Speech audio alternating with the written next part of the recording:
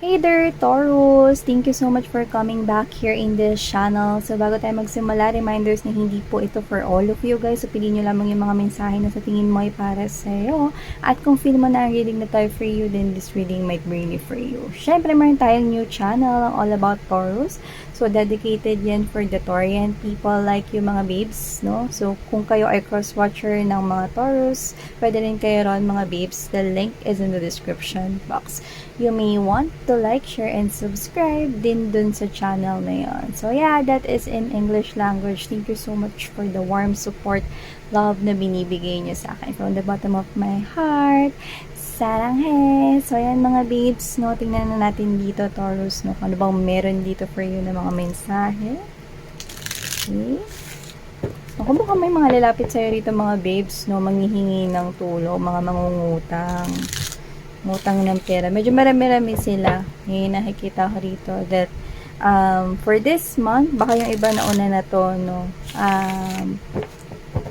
3 people. Yung iba pwedeng 4 pa nga ang lumapit sa'yo ngayong buwan. I-expect mo na. Okay. So, nakikita ko dito na mukhang wala silang, kumbaga, ikaw yung una nilang maiisip, no? Na malalapitan. So, pwedeng approachable ka kasi. So, that could be a family member or a friend here. Manghihingi sila ng tulong sa'yo. In a form of utang. Yan, no? So, bahala ka na kung pauutangin mo sila, Taurus, sinikita ko dito. Okay? Pero, meron kang hindi pauutangin sa mga yan. Yung nakikita ko dito, no? At kung sino yung hindi mo pauutangin sa mga yan, ay siyang may utang sa'yo dati at hindi nagbayad. So, yeah, yun nakikita ko dito. Parang nadala ka na, no? So, ba't mo pa siya pauutangin? Parang dun ka na magpupush, no? Mga babes, no? Yan, no? Meron ditong lack of finances, natulong pinansyal. So, talagang meron lalapit sa inyo mga mangungutang dito. May mga pauutangin kayo, pero merong hindi kayo pauutangin. At yun nga yung mga babes, no? Tinakasan na lang yung utang niya sa inyo rito. No? Tapos magtatampo pa siya. Okay? Strongly nakikita ko na kapamilya yon. Okay? Or, kapamilya yon, pwedeng kamag-anak or kadugo. Okay? Yung hindi mo pauutangin. Kasi hindi nagbayad sa'yo. Kasi ngayon naabuso niya lang si we have here the devil. 'Di ba? Kasi ikaw pa yung nahihirapan na maningil, parang gano'n. No? Ikaw pa yung mahihirapan na maningil, 'di ba? Ikaw na nga yung nagpahiram, kasi ikaw pa yung mahihirapan maningil, 'di ba? Tapos wala talagang plano magbayad 'yun, kaya hindi ka na talaga nagbibigay sa kanya. You're following your intuition, no? Na never na, kasi nga you are nadala na rin, no, sa mga past experiences, tsaka your intuition is telling you, no, na hindi pa rin siya magbabayad. Yeah, ikaw yung trabaho ng trabaho rito. Actually, may trabaho naman siya, pero hindi ko alam kung bakit lumalapit pa siya sa'yo. Pwede rin kasi, no, I'm hearing materialistic. So, pwedeng materialistic din kasi siya, no, at yung pera niya kasi, yeah, wala siyang plano, pagpaplano sa kanyang life, kaya ganon. So, yeah. Yun na nakikita ko sa tao na yan. Sa kabilang banda, mga babes, nakikita ko rito, no, na mukhang lapitin ka, no, ngayong buwan na ito, no, ng Agosto, no, ng mga, yun nga, lalapit at hihingi ng tulong pinansyal, pero meron ka rin papayuhan at bibigyan ng advice dito.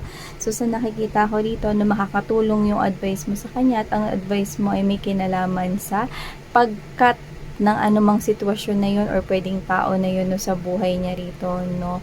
Dito mga babes, no, medyo mahihirapan siyang gawin yung advice mo, pero dahil may enlighten siya rito, no, at makikita niya rito na makabubuti, no, sa kabilang banda, kumbaga magjo-jump into conclusion siya, no, dun sa advice na ibibigay mo na putulin. Kunyari toxic man na relationship yun, ang i-advise mo dun is putulin niya na, kung kailangan naman na naputulin yung tie sa pagitan nilang dalawa nung ka-in relationship niya, kung nasasaktan na siya, kung ginawa naman na niya lahat, and all of those things. Basta may kinalaman yung advice mo sa pagputol ng ano man na yun, no? So, dun gagaan yung buhay niya. Okay? Susundin niya yung advice mo. No? Very good, kasi yung iba ka na natin mga friends, sarap tuktukan, no? Hingi-hingi ng advice, tas hindi naman din gagawin. 'Di ba? So, dahil dun mga babes, no, makakalaya kung sino man tong bibigyan mo ng advice dito sa kanya mga problema. Tsaka may lumalabas rin dito Bale meron kang winish dati, no? Medyo yung wish mo dati may pagkamaldita, nabibigyan ng katuparan ngayon. Bigyan ko kayo example, pero syempre general reading ito. So, yung wish nyo has something to do with ganito. May winish kayo noon, kunwari ganito. Iniwan kayo ng ex nyo before. Uy, Miss Yan, teka lang naman. Wala na pa ibang example. Yeah. Eh, gusto ko ito eh. So, iniwan kayo ng ex nyo before. Diba? Example, kunwari, ganon. Tapos, galit na galit kayo. Tapos, winish ninyo na parang nakapagsalita kayo. Okay? Tandaan nyo, word is really powerful. Nakapagsalita kayo with matching feelings kasi nga nasasaktan kayo nung iniwan kayo niyan. Okay? Example lang to mga babes, just take how this resonates, no? Sinabi ninyo sa sarili ninyo na isang araw, babalik ka rin at magmamakaawa ka sa akin. Yan, no? Parang sinabi mo yung mga linyahan yung luluhod ng mga tala. Yan, mga ganun, di ba? At yun, nakikita ko yun na mangyayari ngayon. Yung isang taong nang iwan sa inyo or isang taong nakasakit sa inyo, nakikita ko na lalapit dito. Okay? Yung wish mo na parang may halong paghihiganti or revenge, no, is nangyari. Okay? Why? Because you manifested that. Why? Because emotions are involved nung sinabi mo yun. Naghangad ka. Nagsalita ka, naghangad ka nung time na yun and it manifested now. Okay? Nangyari na ngayon. Kung sino yung tao na yun, wala ka na talagang pakialam sa kanya ngayon. Kaya nangyari at naganap na yung wish mo na yan. So, sa nakikita ko rito, Taurus, okay? Kung sino man yan, kinat mo na siya sa buhay mo. Okay? Pero nakikita ko na kung ano yung wish mo, yun yung eksaktong mangyayari. Kung yung wish mo nun is babalik siya rito at magmamakaawa siya sa akin na bumalik ako sa kanya, that is exactly the same thing or that same wish is about to happen. And I can see it happening. Okay, yung iba nangyari na nga ito this month of August. Yeah, I can see that. And I'm also getting right here, no, na marami kang plano rito pagdating sa pera. Yan, no. Marami kang plano in terms of your dreams and goals in life. No, gusto mo kasi na, kunwari, pagtapos mong ma-achieve to, kunwari ganito, mag-iipon ka kasi gusto mo maghulog ng huhulugan mo yung kukunin mong bahay, okay, or kotse, yan. And after that, no, saka ka naman magpaplano ulit, no, ng sunod mo naman na dreams and goals na ita-target dito. So, I can see you working here on your finances, your dreams and goals in life. Kaya ka nga siguro nilalapitan kasi ikaw yung unang naiisip ng mga taong nakapaligid sa'yo.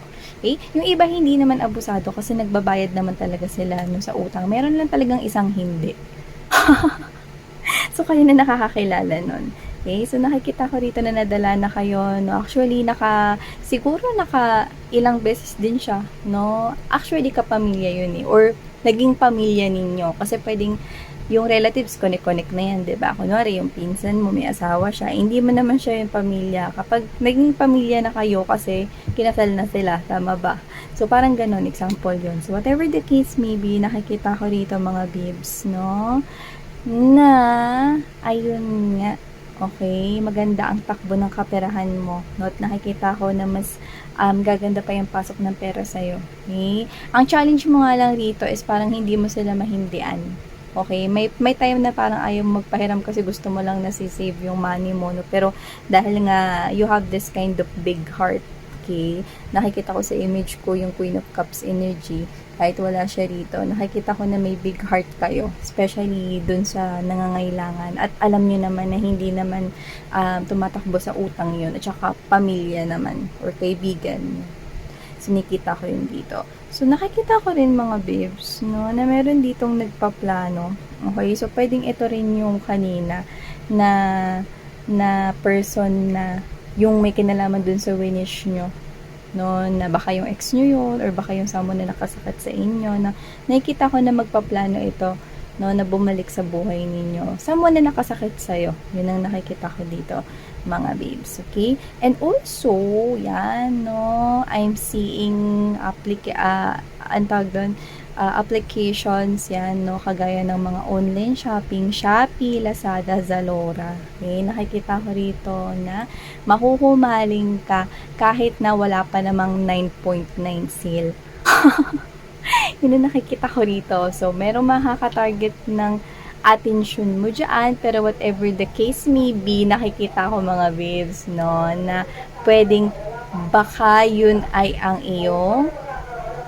Ayan, pasensya na kayo mga babes. So, dumaan lang yung anunsyo galing sa aming mahal na barangay. Yan. Shout out sa chairman namin kung nanonood kayo dito.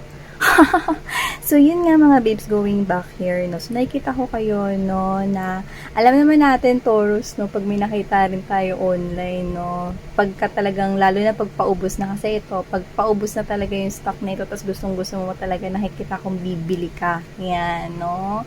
So, medyo pricey lang yon. So, nakikita ko rito mga babes, no, yan.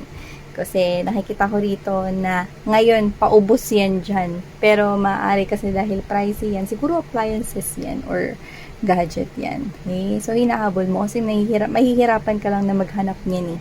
Okay, pag hindi mo pinush. Parang ganun yung nakikita ko sa'yo. Although tama naman yung strategy mo. Wow! Coming from a Taurus. Taurus din kasi ako mga babes, no? Yan, no? So, nakikita ko rito na maybe dun sa nakita mo kasi na shop or makikita mo na shop, no? Pwedeng kinuntian lang nila siguro yung stock doon, no? This is you na baka mag-panic buying ka, no?